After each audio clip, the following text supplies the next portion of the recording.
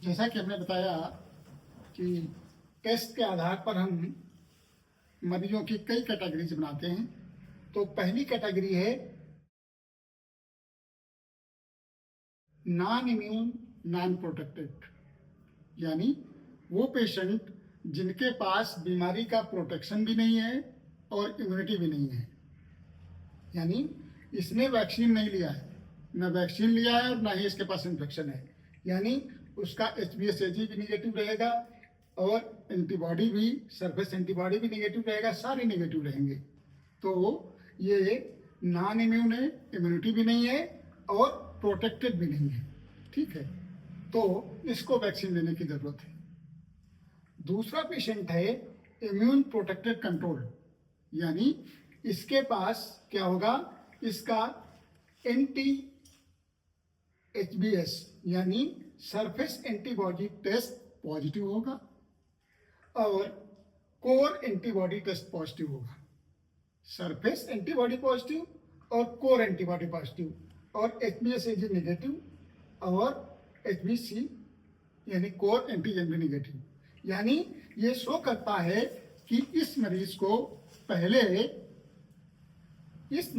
पहले इन्फेक्शन रह चुका है, लेकिन इसने अपनी नेचुरल प्रोसेस से अपनी इम्यूनिटी के द्वारा बीमारी को मात दी है और इसको इस समय बीमारी नहीं है और ये पेशेंट बीमारी फैला भी नहीं सकते हैं।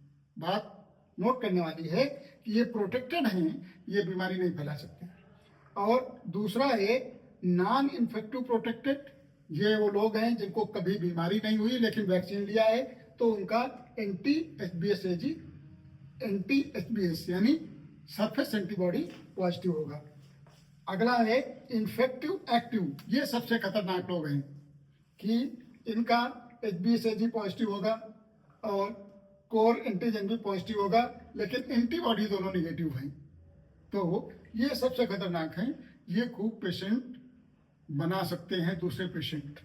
और अगला है कि इनको हो सकता है कि ये जो है, इनको खुद तो बीमारी के लक्षण नहीं मिलेंगे, लेकिन ये आगे भविष्य में खतरा बन सकते हैं। तो इनको क्या होता है, मॉनिटरिंग पर रखने की जरूरत है, यानी इनको HBsAg तो नेगेटिव है, एंटीबॉडी सरफेस एंटीबॉडी भी नेगेटिव है, लेकिन जो है कोर एंटीबॉडी पॉजिटिव है और कोर एंटीजन भी पॉजिटिव है।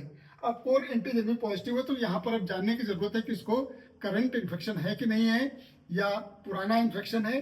तो उसके लिए फिर इसके दो टेस्ट अलग होते हैं, IgM कोर एंटीबॉडी किया जाता है और IgM कोर एंटीबॉडी पॉजिटिव होता है तो करंट होता है।